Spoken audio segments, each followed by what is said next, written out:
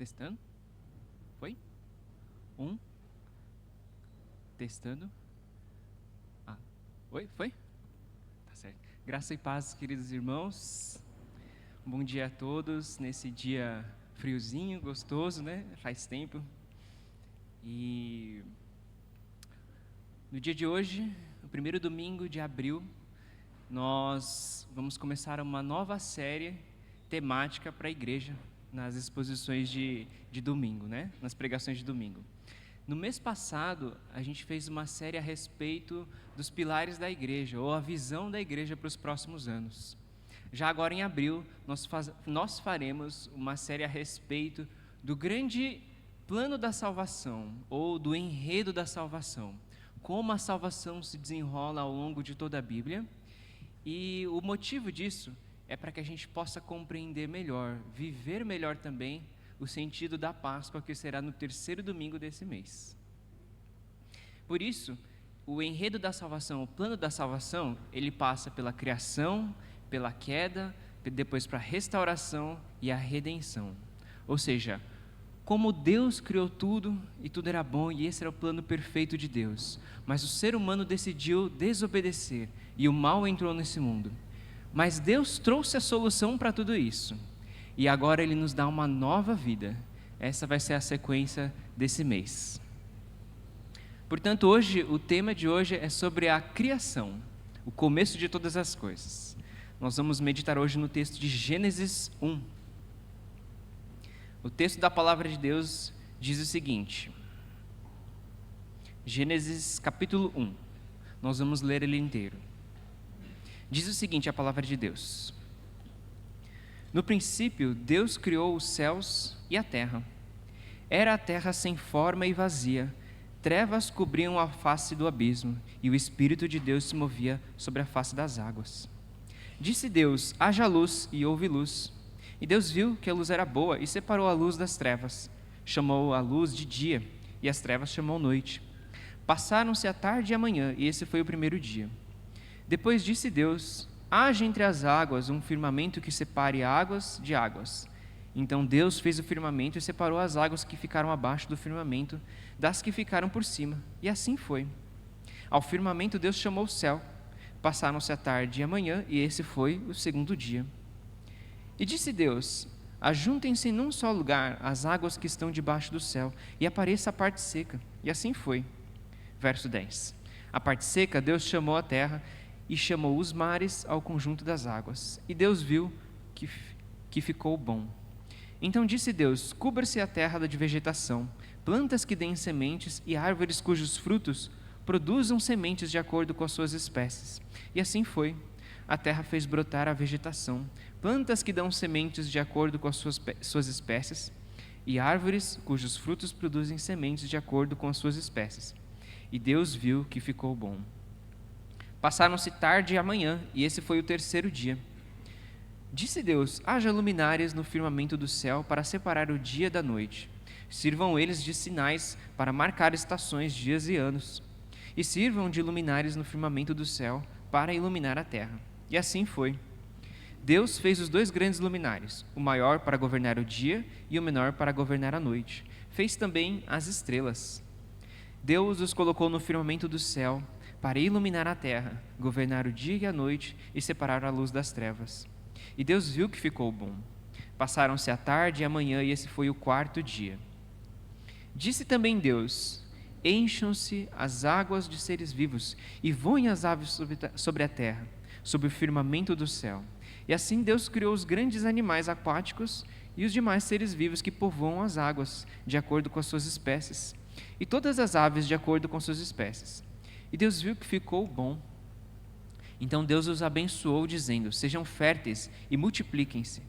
Encham as águas dos mares e multipliquem-se as aves na terra. Passaram-se a tarde e a manhã, e esse foi o quinto dia. E disse Deus: produza a terra seres vivos de acordo com as suas espécies, rebanhos domésticos, animais selvagens e os demais seres vivos na terra, cada um de acordo com a sua espécie. E assim se foi. Deus fez os animais selvagens de acordo com as suas espécies, os rebanhos domésticos de acordo com as suas espécies e os demais seres vivos da terra de acordo com as suas espécies. E Deus viu que ficou bom. verso 26. Então disse Deus: façamos o homem à nossa imagem, conforme a nossa semelhança. Domine ele sobre os peixes do mar, sobre as aves do céu, sobre os grandes animais de toda a terra e sobre todos os pequenos animais que se movem rente ao chão. E Deus criou o homem à sua imagem. A imagem de Deus o criou, homem e mulher os criou. Deus os abençoou e lhe disse: sejam férteis e multipliquem-se. Encham e subjuguem a terra. Dominem sobre os peixes do mar, sobre as aves do céu e sobre todos os animais que se movem pela terra. E disse Deus: eis que lhes dou todas as plantas que nascem em toda a terra e produzem sementes, e todas as árvores que dão frutos com sementes. Elas servirão de alimento para vocês. E dou todos os vegetais como alimento a tudo que tem em si fôlego de vida, a todos os grandes animais da terra, a todas as aves do céu e a todas as criaturas que se movem rente ao chão. E assim foi. E Deus viu que tudo o que havia feito e tudo havia ficado bom. Passaram a tarde e a manhã e esse foi o 6º dia. Assim foram concluídos os céus e a terra e tudo o que neles há. E no 7º dia Deus já havia concluído a obra que realizara, e nesse dia descansou. Abençoou Deus o 7º dia e o santificou, porque nele descansou de toda a obra que realizara na criação. Vamos orar? Senhor, nesse momento, Pai, neste culto em adoração ao Teu nome, por causa do amor ao Teu nome, eu peço de Ti, para que o Senhor tenha misericórdia do pregador, tenha misericórdia das nossas vidas, Pai. Senhor, desperta-nos para a realidade de quem o Senhor é.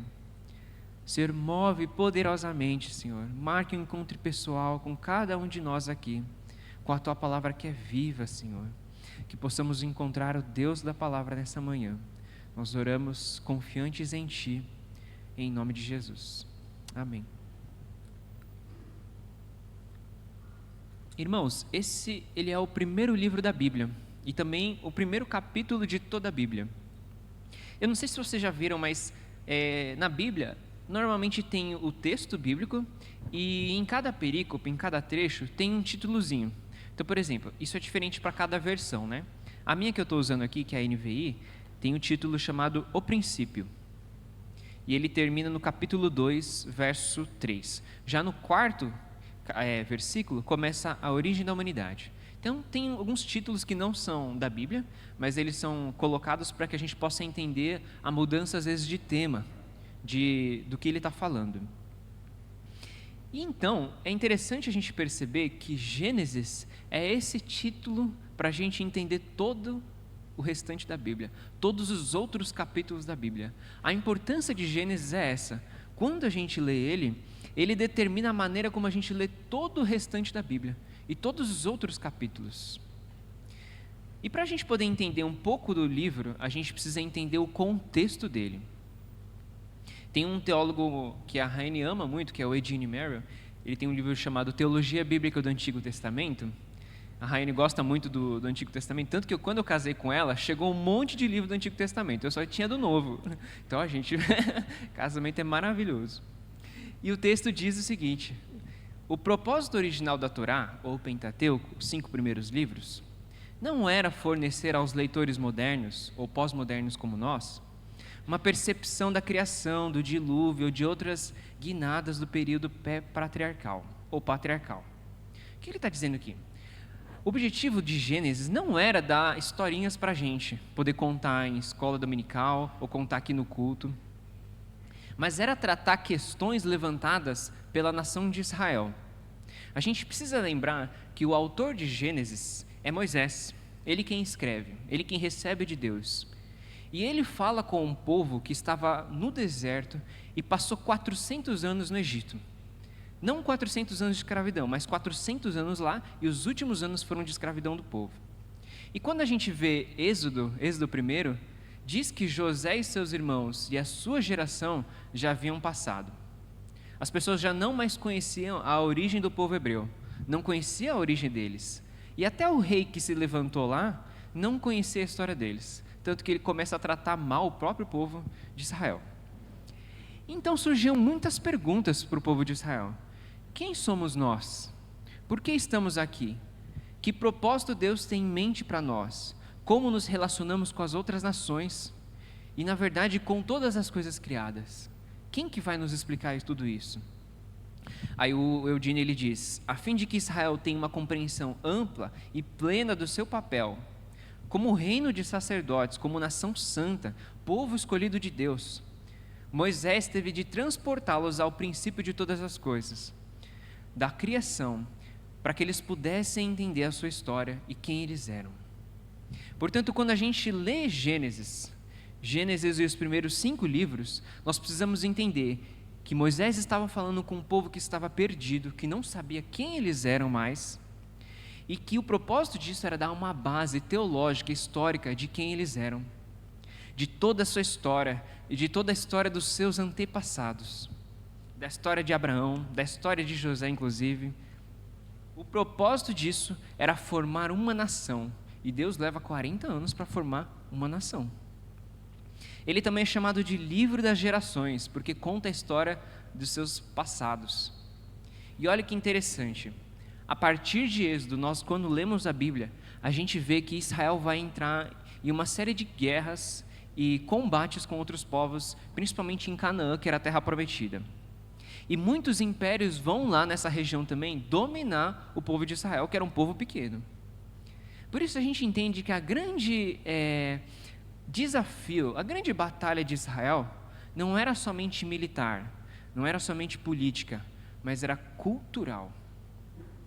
Deus era enfático em como o seu povo não podia se associar com as outras nações, com a cultura deles e com a maneira deles enxergarem o mundo. Por isso Deus precisa criar toda essa base para mostrar quem o povo de Deus era e quem Deus era. Olha que interessante, Jeremias 51:15. Nos dias próximos ao exílio babilônico, quando Judá seria forçada a ir em um ambiente politeísta, em que era agradável você se juntar a eles com uma outra religião, mais atraente, Jeremias ele repete as seguintes palavras: mas foi Deus quem fez a terra com o seu poder. Ele firmou o mundo com a sua sabedoria e estendeu os céus com o seu entendimento. Diante de tamanha perversidade que acontecia com o povo de Deus e desafio do povo de Deus, o que Moisés faz? Ele relembra as palavras de Gênesis. Ele usa isso como combate à idolatria de outros deuses que não fizeram os céus e a terra. E quem fez foi o próprio Deus. Semana passada, o Marcelo Kubotso, ele trouxe aquele livro de igreja missional, do Michael Gorin, e ele conta um pouco a história de um missionário chamado Leslie Newbegin, que ele foi um missionário por muitos anos na Índia. E lá ele descobriu que uma das maneiras mais importantes que ele tinha que fazer para pregar o evangelho era mostrar essa grande história para eles. Por quê? Lá nesse ambiente politeísta, haviam muitas outras histórias que contavam quem Deus era. E não era o próprio Deus, mas era o Deus elefante, o Deus animal, eram muitos deuses. E ele escreve a importância dessa grande narrativa para a gente entender a nossa vida. Ele argumenta que a maneira como você faz e toma as suas decisões no dia de hoje, elas são totalmente baseadas na história que você tem e na história que você encara do mundo também. Portanto, Gênesis é a história do povo de Deus, é a nossa história. Ela nos molda a maneira como a gente toma as nossas decisões no dia a dia e encara o mundo também. Essa é a importância de Gênesis. E para explicar um pouco dessa realidade que o povo de Deus tinha de embates culturais, e a gente também tem, e nós percebemos que hoje a gente tem perdido feio essa batalha. Eu tive uma aula com um pastor chamado Pedro Dutch, que ele usa uma história fictícia de um filósofo esloveno chamado Slavoj Zizek.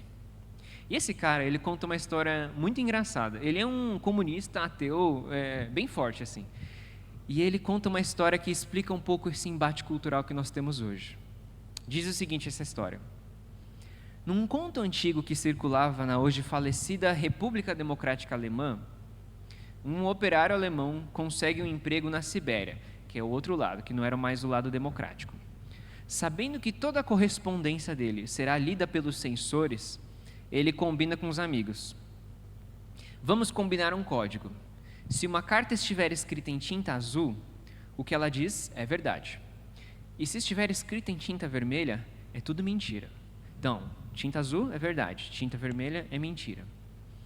Um mês depois, os amigos recebem uma carta dele escrita em tinta azul. E ele diz: tudo aqui é maravilhoso, as lojas vivem cheias, a comida é abundante, os apartamentos são grandes e bem aquecidos, os cinemas exibem filmes do Ocidente, há muitas garotas sempre prontas para um programa. O único problema é que não consegue encontrar tinta vermelha. Vocês entenderam a história? Essa história ele usa muito bem para mostrar que hoje nós não temos tinta vermelha. O que seria essa tinta vermelha? Seria a habilidade, a capacidade de nós enxergarmos a nossa cultura. É também a capacidade de a gente poder enxergar a cultura bíblica. E nós temos falhado nisso. Eu pergunto, por exemplo, a pais de crianças aqui. Vocês que assistem, por exemplo, os desenhos deles. Gente, quantas outras narrativas, ideologias, maneiras de ver o mundo que são diferentes da perspectiva bíblica que são impostas naquilo ali. E a gente não tem esse fio, essa tinta vermelha para poder dizer, puxa, isso aqui não é bíblico. A gente tem perdido essa batalha. Por isso, se antigamente, há muito tempo atrás, na minha época, a gente falava bastante de QI, de coeficiente de inteligência, né? As pessoas mediam isso, falavam, puxa, um QI de 100 e pouco é alto. Na minha geração e agora um pouco mais depois, o que grande se fala é de um QE, de coeficiente emocional. De quanto a geração depois da minha começa a ter um déficit disso, de ter uma inteligência emocional importante, de poder enxergar isso. E agora mais ainda na geração agora do meu filho, que vai vir, o que vai se falar bastante é um QC, um coeficiente cultural. O quão é importante ele entender a cultura dele e do que ele vai começar a receber das outras pessoas. Agora eu venho perguntar aos irmãos, qual foi a maneira de Deus redimir a cultura desse povo? De um povo que estava perdido, que estava assimilando a cultura de outros povos que estavam no deserto também. Irmãos, o povo no deserto, eles já estavam lá, existiam outros povos que viviam lá, e que se associaram ao povo de Deus, que começou a viver no deserto. Eu pergunto aos irmãos, qual foi a maneira de Deus transformar e de formar uma nação na perspectiva de Deus? É o que a gente leu em Gênesis 1, e a gente pode ler em todo o restante do livro. E olha que interessante, a maneira de Deus transformar o seu povo passa por dois tópicos que eu quero usar hoje, nesse momento. É aquilo que ele diz sobre si e aquilo que ele diz sobre quem a humanidade é.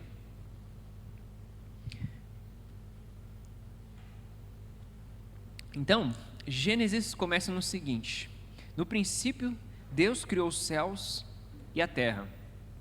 Quando nós lemos isso, e quando o povo de Deus leu isso também, ouviu isso na verdade, eles entenderam que Deus já existia. Percebam, o texto não começa explicando quem Deus é. Ele não dá uma descrição como foi para Abraão. Isso a gente vê que é depois. Ele não mostra, por exemplo, que ele é criado. Simplesmente a Bíblia assume que Deus já existe. E ele não argumenta a existência de Deus para isso. Ou seja, até quando a gente olha aqui no princípio, a gente vê que princípio demarca não a criação de Deus, mas a criação de todas as coisas. Deus já existia antes de tudo isso. Ou seja, Deus, ele é uma verdade, como a gente chama de axioma, o incontestável. Não tem como você contra-argumentar. Ele existe. E eles precisavam assumir essa verdade. Deus existe antes de todas as coisas, e não existe como você argumentar a inexistência dele, mas também a existência dele. Eu venho perguntar aqui, irmãos, quantos aqui já tentaram defender para alguém a existência de Deus? E conseguiram?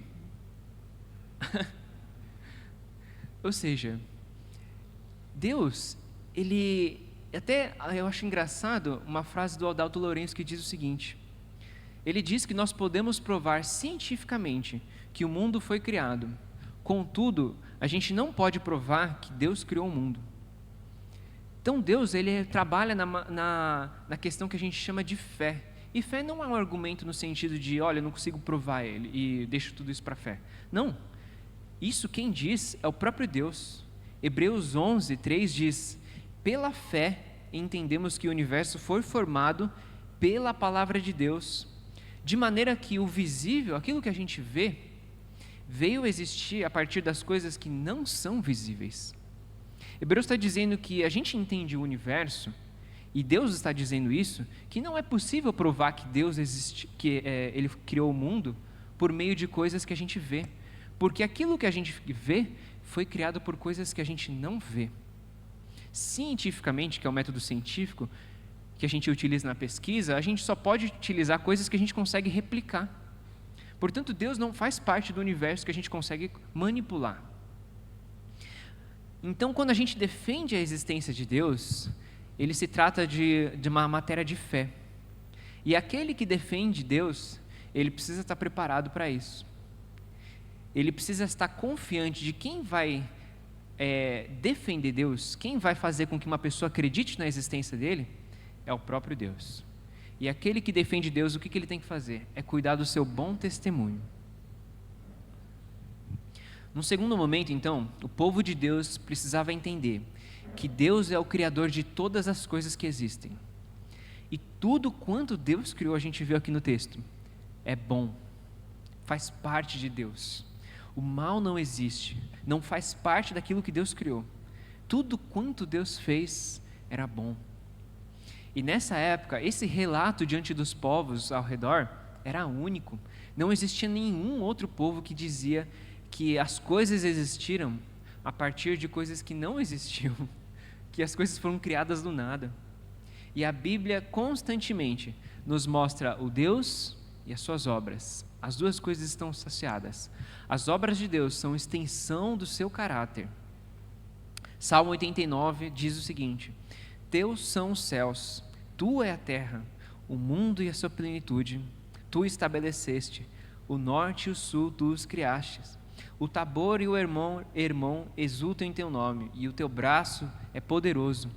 Forte é a tua mão, e elevada é a tua mão direita. Isaías 40, 26 diz: ergam os olhos e olhem para as alturas. Quem criou tudo isso? Aquele que põe em marcha cada estrela do seu exército celestial, e a todas chama pelo nome. Tão grande é o seu poder, e tão imensa é a sua força, que nenhuma delas deixa de comparecer. Deus queria imprimir essa realidade na mente do seu povo, de que todas as coisas foram criadas, e a consequência de a gente saber que todas as coisas foram criadas por Deus, é saber que tudo está no controle de Deus. Nada foge ao seu domínio, nada foge à sua soberania. Deus simplesmente falou e as coisas foram criadas. A situação do povo de Deus no deserto não era fácil. Era uma situação que eles não tinham muralha de uma cidade para quem o defendesse. Era uma situação totalmente vulnerável. E esse tempo no deserto foi um tempo de grande provação ao coração deles, de grande dificuldade, de grande medo. Mas Deus usa esse tempo para mostrar que Ele viria ao socorro deles, que Ele era o verdadeiro socorro deles. E iria acontecer, Ele já estava cuidando deles. Ele disse para não terem medo, pois Ele é aquele que os criou. E toda vez que o povo de Deus passa por momentos difíceis na história, como Deus dava segurança? Qual é o método de Deus que Ele mostrava amor, consolo ao povo de Deus? Era dando mais de si mesmo, era se revelando de uma maneira especial, como foi em Isaías. Oséias, que viveu num momento muito triste da história do povo de Deus, em que descaradamente o povo traiu o próprio Deus, e o símbolo disso é que Deus ordena que Oséias se case com uma prostituta, e essa prostituta ainda trai ele. Deus mostra que essa prostituta é o próprio povo de Israel com Deus. A solução disso, que ele termina no livro de Oséias, é mostrar que Deus, Ele era o marido fiel. Ele era o perfeito marido em amor e em fidelidade. Ou seja, mais de si mesmo, mais de quem Ele era, mais dos seus atributos. Portanto, nós, povo de Deus aqui, Igreja de Cristo, Igreja do Bosque, nós sempre precisamos trazer a nossa mentalidade, a nossa realidade, ao nosso dia a dia, quem Deus é. É só isso que pode trazer segurança no nosso coração. Só isso pode curar a ansiedade da nossa vida, uma depressão. Deus, Ele é fiel e justo em tudo o que faz. Ele é o grande rei de toda a terra. Ele é tremendo, o Senhor Altíssimo, Ele é tremendo. Todos os planos dele são perfeitos. Nele não habita maldade, não habita iniquidade. Ele não é como o ser humano. Ele não joga o nosso pecado na nossa cara. Ele cancela as nossas dívidas. Ele nunca vai jogar isso contra a gente. Ele perdoa. Esse é o nosso Deus. Imagina trazer sempre essa realidade de Salmo 18. O Senhor é a minha rocha, a minha salvação, o Deus cujo caminho é perfeito. Isso traz cura à nossa alma. Deus, Ele quer trazer paz ao seu povo, mas Ele não faz isso por meio das circunstâncias. Ele não faz isso por meio da realidade que eles veem. Ele faz isso por meio de quem Ele é. Amém? E num terceiro momento, Deus precisa fazer com que o seu povo entenda que os seus planos são perfeitos, que Ele é digno de confiança. Como Ele faz isso? Olha só que interessante. Capítulo 2, verso 8 e 9, diz o seguinte: Ora, o Senhor Deus tinha plantado um jardim no Éden, para os lados do leste, e ali colocou o homem que formara. Verso 9: Então o Senhor Deus fez nascer do solo todo tipo de árvores agradáveis aos olhos e boas para alimento. E no meio do jardim estavam a árvore da vida e a árvore do conhecimento do bem e do mal. Especificamente a árvore do conhecimento do bem e do mal. Ela literalmente foge à nossa sabedoria humana. Nós não somos capazes de compreender, humanamente falando, por que Deus criou um instrumento em que Ele, que é onisciente, sabia que o ser humano iria cair nele e tudo de mal ia acontecer. Isso foge à nossa sabedoria. Mas a palavra de Deus ajuda a entender um pouco dela. Porque um dos grandes temas de Gênesis é a bondade de Deus em toda a obra. E tudo quanto Deus fez é bom. Inclusive essa árvore, essa bendita árvore. E respondendo à pergunta, por que Deus criou um instrumento que fez a gente cair depois? Deus colocou o primeiro ser humano, que era Adão, em uma relação de obras, de lei e obra. Se ele obedecesse, ele seria abençoado. E se ele desobedecesse, ele seria amaldiçoado. E a árvore do conhecimento do bem e do mal era justamente esse instrumento de provação de Deus. Ou seja, Deus tinha um propósito nessa árvore, que era conduzir o ser humano à imaturidade, à maturidade moral e espiritual. Entenda, Deus não estava privando o ser humano de conhecer o bem e o mal. Nunca foi o propósito de Deus. O propósito de Deus era querer o ser humano conhecesse o bem e o mal a partir dele e não da árvore, não a partir da maneira do ser humano, mas a partir do jeito de Deus e no tempo de Deus.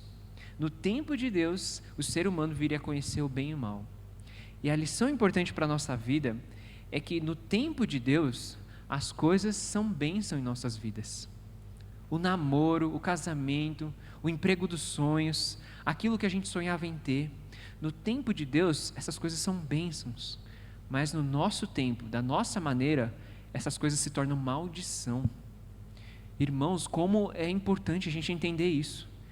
A gente pode ter isso. Deus não nos priva de ter as coisas, mas Ele nos priva de ter no tempo errado e da maneira errada. Mas quando a gente tem essas coisas no tempo de Deus, isso são bênçãos em nossas vidas. São demonstrações de graça. Elas necessariamente vão apontar para Deus.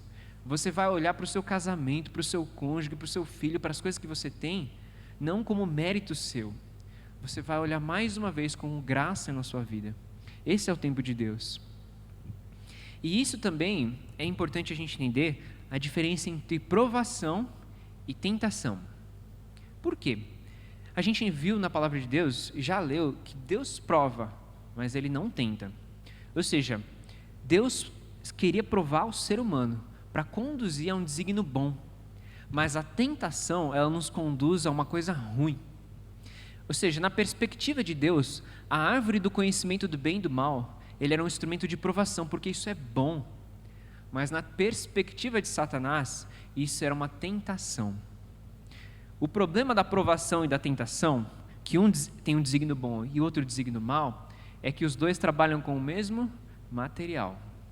Então pode ser às vezes que, por exemplo, o seu sofrimento, irmão, pode conduzir a uma tentação. Mas o que Deus quer que você entenda é que você não desperdice o seu sofrimento sozinho. A árvore do conhecimento do bem e do mal nos mostra que não vale a pena passar por sofrimento sozinho, da nossa maneira. Até o sofrimento, ele tem um desígnio bom na perspectiva de Deus, que é conduzir você à maturidade moral e espiritual com Deus. Portanto, como diz John Piper no seu livro Não Desperdice o Seu Câncer, ele mostra: não faça isso sozinho, não passe pelo seu sofrimento da sua maneira, mas utilize essa grande oportunidade de Deus para depender mais de Deus, para crescer em Deus. É isso que Deus quer do seu povo, é isso que Ele está ensinando em Gênesis. O sofrimento deles no deserto não é para ser passado sozinhos, mas ali em 40 anos eles iam aprender a depender do Deus que trabalha por eles. Por isso, faça essa oração, peça ao Senhor: ajude-me, Senhor, a ver o meu sofrimento na sua perspectiva, e ajude-me a lutar com as tentações que vêm desse sofrimento, para que eu encare esse sofrimento como provação, e isso vai ser bom para a minha fé, porque nós vemos que pela aprovação, a nossa fé tem a oportunidade de crescer. O plano original de Deus era dar vida plena e abundante para o seu povo. Era conduzir no deserto, nos 40 anos, a maturidade do seu povo. No segundo ponto, se Deus nos conduziu a compreender um pouco mais de quem é Deus, agora Ele nos conduz no verso 26 e 27, a compreender quem é o ser humano. Inclusive, quando a gente lê Gênesis, o capítulo 1, a gente pode ver que ele tem uma perspectiva geocêntrica. Ele conta bastante sobre a Terra. Já no capítulo 2, ele tem uma visão antropocêntrica, mais focada no ser humano. Ele é uma visão mais minuciosa de como o ser humano foi criado por Deus. E de uma forma literária bem bonita, em que ele tem o primeiro dia de criação, o segundo, o terceiro, o quarto. No ápice da criação, que é o sexto dia, Deus criou o ser humano. Homem e mulher o Senhor fez. Portanto, o povo de Deus, quando ouviu isso, precisava entender: o ser humano não é fruto do acaso, não é um pedaço de Deus que saiu. Ele não veio de uma guerra entre deuses, em que um conseguiu a paz, que foi como se fosse a história de Baal, um conseguiu a paz e por causa disso surgiu a humanidade. Não, o próprio Deus criou o ser humano, imagem e semelhança a si mesmo. Portanto, o valor do ser humano não está em qualquer lei, não está em qualquer coisa, mas está em ser portador da imagem de Deus. Isso dá a qualquer ser humano dignidade. Isso também, para mim, uma vez eu compartilhei nos juniores, que é um desafio para o meu coração. Eu não sei se vocês passam por isso também, mas eu vou compartilhar bem rapidinho, que é uma coisa bem engraçada e triste ao mesmo tempo. Porque quando eu voltava para casa às vezes, e eu passava pela rua, às vezes eu tinha mais dó de um cachorro na rua do que um mendigo na rua. Eu sentia mais compaixão de um cachorro perdido do que um ser humano todo destruído ali ao meu lado. E isso era uma faca ao meu coração, dizendo: ele é portador da imagem de Deus, aquele outra criatura não é. Ele tem dignidade, ele deveria ser muito mais amado, ter muito mais compaixão dele. Para vocês entenderem melhor o contexto aqui também, era que o povo de Deus tinha que lutar com outras narrativas. Eu vou citar uma narrativa que um historiador, André Daniel Heinck, ele traz sobre o povo cananeu. O povo cananeu era o povo que vivia em Canaã. Um desses povos que vivia lá, tinha vários, como os filisteus, Um desses povos era os fenícios. E os fenícios, eles eram conhecidos por terem a pior prática religiosa do mundo, e principalmente da época. Qual que era essa prática? O sacrifício de crianças para alcançar o favor de deuses. Ele conta o seguinte: ao que parece, havia 2 tipos de sacrifícios envolvendo crianças: o dos primogênitos e do deus Molque. O sacrifício dos primogênitos, ele era um holocausto realizado em um lugar específico chamado Tofete. E as crianças sacrificadas ali, filhos dos próprios ofertantes, eram entregues voluntariamente à divindade. Eles eram colocados como se fossem urnas, em covas, e lá eles eram enterrados. Essa prática ela foi narrada por muitos historiadores romanos.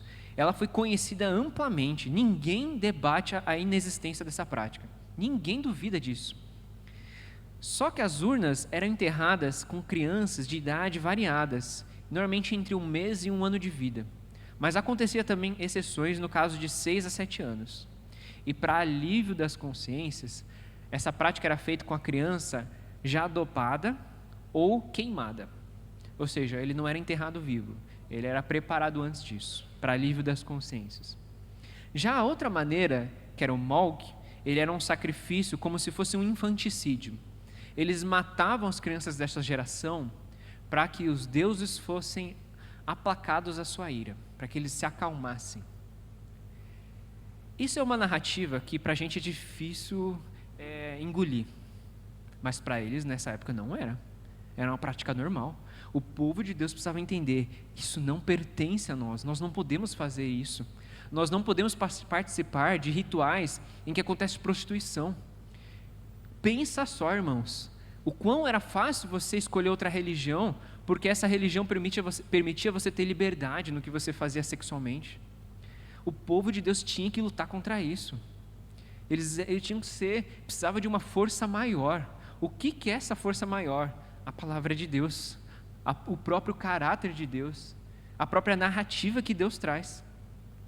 O derramamento de sangue, então, era extremamente proibido, era abominável aos olhos de Deus, porque o homem foi feito imagem e semelhança. E mesmo após a queda, o ser humano ele perde alguns atributos, algumas virtudes, mas isso de ser semelhante a Deus não é perdido após a queda. Mas o ponto principal aqui é que eu quero trazer que Deus, aquele que é transcendente, aquele que parece que é inalcançável, a partir de Gênesis ele se mostra um Deus pessoal. Ele mostra um Deus presente com eles. Paul Hoff ele explica que imagem e semelhança aqui no texto significa algumas coisas, como somente o homem recebeu o sopro de Deus, ou seja, ele tem um espírito imortal. Ou seja, o ser humano ele é imortal nesse sentido, a sua alma. Nós vamos morrer e alguns vão para o céu, outros para o inferno. Ou seja, nós somos eternos. Segundo, o ser humano ele é um ser moral, ele possui arbítrio, ele possui consciência. Terceiro, ele é um ser racional. E quarto, ele tem domínio sobre a natureza e seres vivos como Deus. Isso não quer dizer, por exemplo, que o ser humano se parece fisicamente com Deus, porque Deus, nós sabemos que ele é espírito. Mas nesses 4 pontos é que ele se assemelha a Deus. E Deus estabelece um vínculo de amor, um vínculo pessoal, um vínculo de vida com o ser humano, que nós chamamos isso de aliança. E o interessante é que Deus criou o ser humano para um relacionamento íntimo. O povo de Deus, lá no deserto, sabia agora que o ser humano foi criado não para morrer, mas para viver junto com Deus, num relacionamento pessoal. O Jardim do Éden era esse santuário em que Deus se manifestava fisicamente, espiritualmente, se manifestava para ter um relacionamento com o ser humano. Isso significa, irmãos, concluindo, que o relacionamento com Deus, ele não é uma coisa secundária à nossa existência. Ele é primário, ele faz parte de quem nós somos. Deus nos fez seres relacionais com Deus. Por isso, toda vez que a gente negligencia o nosso relacionamento com Deus, a gente negligencia a nossa existência. Faz parte de quem somos. faz parte de como a gente vive. Não tem como nós vivemos sem Deus. Essa é a realidade que Deus está querendo imprimir no povo de Deus. Diante de tamanha revelação, diante de tantas coisas que você conhece, meu irmão, eu pergunto para você, como você tem levado a sua vida? E para nós paulistanos, como você tem usado o seu tempo? O seu tempo é uma demonstração clara de como Deus tem se revelado a você ou não? Como você usa os seus dias na semana? Quanto tempo você gasta? Não estou querendo usar como uma maneira de criticar, mas de você fazer um diagnóstico da sua vida. Se eu entendi que Deus me criou como parte da sua existência e tem um relacionamento pessoal com Ele, o que eu tenho feito da minha vida, com a minha vida e com o meu tempo? Costumeiramente, a gente dá ao nosso tempo as coisas que não são pecaminosas, não é verdade? A gente passa horas no celular, a gente passa horas vendo um dorama, a gente passa horas fazendo coisas, mas são coisas que não nos levam a um amor mais profundo e nem a um maior autossacrifício. São coisas que a gente precisa orar, como o Salmo 119 diz: Deus afasta os meus olhos das coisas inúteis dessa vida. Eu lembro essa semana que eu estava ouvindo uma canção chamada Mais dos Arrais, e que ele diz a palavra assim: eu descubro quem eu sou, a tua palavra me diz, eu sou filho teu, não sou mais estranho, e me chamas amigo. E ele diz: eu sou mais do que vencedor, mesmo sendo que eu sempre fui o segundo em tudo que eu vivi. Constantemente eu olho para Deus e falo: por que eu? Por que eu, Lucas, eu fui escolhido para isso? Por que eu fui escolhido para ter um relacionamento com o Senhor? Por que tantos irmãos aqui presentes nessa igreja foram escolhidos para ter um relacionamento íntimo com o Deus da Bíblia, o Deus que trabalha por nós, o Deus fiel? Sendo que eu nunca fui bom em nada, irmãos. Eu nunca fui o melhor nas coisas. Eu sempre fui o segundo. Eu nunca tirei as melhores notas. Nunca fui o primeiro a passar nas coisas. Nunca fui o melhor em tocar em uma coisa. Sempre fui mediano. Sempre olhava para as outras pessoas e falava: caramba, como esses outros são muito melhores do que eu. E mesmo assim, apesar de mim, Deus me deu o privilégio de poder ter uma comunhão com Ele. Isso é constrangedor. Isso é destruidor, isso acaba com o nosso ego. Portanto, meus irmãos, em Cristo, vocês precisam entender que em Cristo, esse relacionamento que Adão e Eva tinham, ele é restaurado. Você é reconciliado com o próprio Deus. Você vive um pouco daquilo que virá. Você já pode experimentar disso.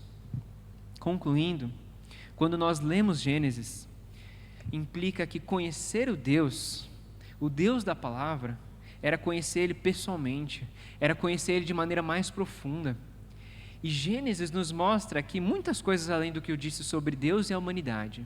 Ele fala sobre trabalho, ele fala sobre descanso, ele fala sobre casamento, ele fala sobre a nossa sexualidade, ele fala sobre a maneira como nós lidamos com todas as coisas criadas, com a natureza. Esse é o padrão de Deus. E aqueles que entendem isso e que sujeitam a sua sexualidade, o seu casamento, a sua vida, a sua visão de mundo aos padrões de Deus e não aos padrões do mundo, estes experimentam a mente renovada, como Romanos 12 diz. Estes experimentam a perfeita e agradável vontade de Deus para a sua vida. Se tão somente vocês submeterem os seus padrões aos padrões de Deus, como Deus requer aqui, vocês vão experimentar a sua boa, perfeita e agradável vontade. Amém? Senhor, nós colocamos diante do Senhor. O Senhor Altíssimo é tremendo, é absoluto, é perfeito em tudo que faz. O Senhor é um bom Pai para as nossas vidas. O Senhor não nos trata como um ser humano. Não nos joga na cara o nosso pecado, mas perdoa e cancela a dívida de cada um aqui que crê em Cristo para o perdão dos seus pecados. Senhor, nós queremos entregar a nossa vida ao que temos feito com o nosso coração, ao nosso tempo. Desvia-nos, Senhor, o nosso olhar das coisas que não importam, das coisas que não nos levam a um lugar mais profundo em Tua presença. Faça isso, Senhor, apesar de nós. Deus, nós queremos sujeitar a nossa vida, a nossa maneira de ser ao padrão bíblico, ao padrão do Senhor, não porque isso é regra, não porque isso vai ser pesado, mas porque nisso nós encontraremos misericórdia do Senhor, nós encontraremos graça e poder para levarmos a nossa vida. Ser com a vida de cada um aqui, Senhor, ajudando no nosso dia a dia a compreender maneiras mais profundas de quem o Senhor é e de quem nós somos diante de Ti. E nós oramos, Senhor, no poderoso nome de Jesus. Amém.